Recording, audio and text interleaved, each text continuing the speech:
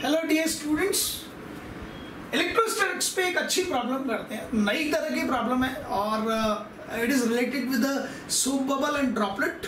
और कुछ कंसेप्ट्स हैं जो हो सकता है कि एकदम से आप भी मिस करें, तो उनको इम्प्रूव कर लेंगे। बहुत छोटे से हैं। चलिए मैं हिंट दे देता हूँ, इसलिए बहुत फोकस होकर पढ़िएगा। दो जगह यहाँ पर आप गलती कर सकते हैं। At how many places? 2 places. हाँ, तो तैयार हो जाइए, कमर सीधी कर लीजिए। इलेक्ट्रोस्टैटिक्स में एक छोटा सा क्वेश्चन है। एक सोप बबल है and that soap bubble get converted into a droplet. Question की डिटेल समझ लीजिए, पहले नोन क्वांटिटीज को समझ लीजिए सबके सब student. Then what I want to say, क्या कहना चाहता हूं मैं, that this soap bubble is having the radius of a, thickness T है, पोटेंशियल इसका कैपिटल वी है, चार्ज नहीं दिया हुआ है, लेकिन कन्वर्जन के दौरान आपको मालूम है that the charge will remain conserve. कहीं जाएगा थोड़ी, वो वही रहेगा चार्ज तो आपका, है ना। क्यों? क्योंकि जो चार्ज सोप पे था, सोप बबल पे था, वही चार्ज किस पे आना है? आपकी ड्रॉपलेट पे आएगा। And you know that the charge remains conserve. चलिए, बट अननोन है वो, पोटेंशियल नोन है, थिकनेस नोन है, रेडियस नोन है, और मुझे क्या निकालना है? ड्रॉपलेट का क्या आपको पता करना है? पोटेंशियल। ठीक है ना। अब पहला जो प्रॉब्लम होता है, बच्चे बिना सोचे समझे यहाँ पे पोटेंशियल ऑफ द ड्रॉपलेट निकालने का काम शुरू कर देते हैं। ठीक है। हाँ, ये जो आपका कोशिश है ना, ये वाली, that you want to ask, क्या पूछना चाहते हैं बोलिए? ओके, इट इज कंडक्टिंग और non conducting. That's very good. ये बहुत शानदार है यार। क्यों? क्योंकि ड्रॉपलेट मैंने यहाँ आपको शो किया।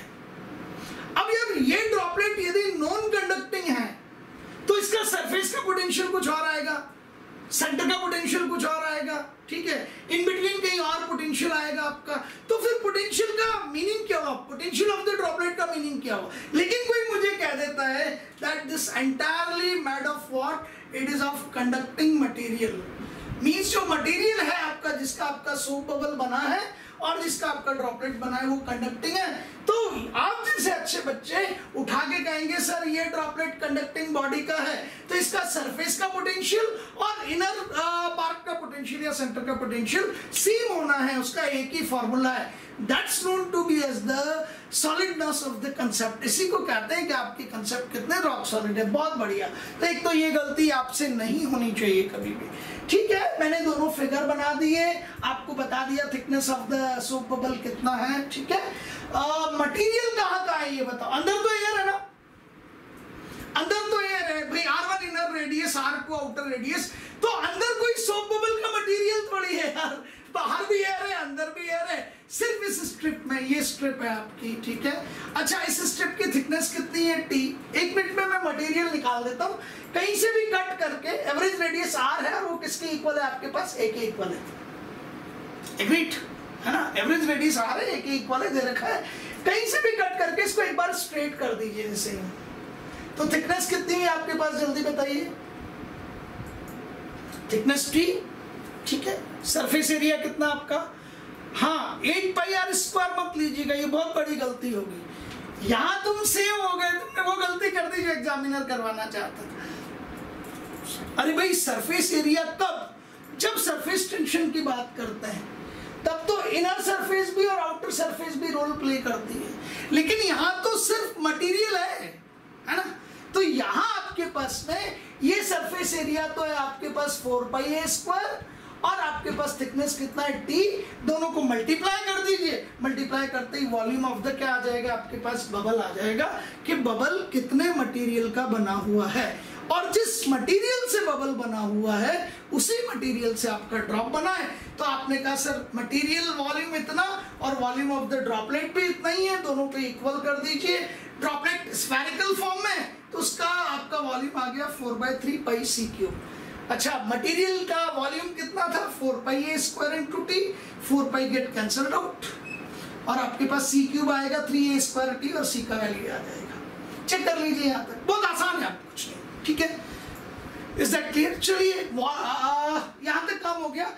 Potential of the bubble conducting, is that clear? Conducting. तो potential of the bubble 1/4 pi epsilon 0 Q by KQ upon R formula. Q unknown है। मैंने यहाँ उठा के आपको कहा कि चार्ज कितना अज्यूम किया मैंने? Q। तो दोनों पे Q है आपके पास। ठीक है, तो 1/4 pi epsilon 0 Q by A। तो अननोन चार्ज की वैल्यू कितनी आ गई? 4 पाई एप्सिलॉन 0 A।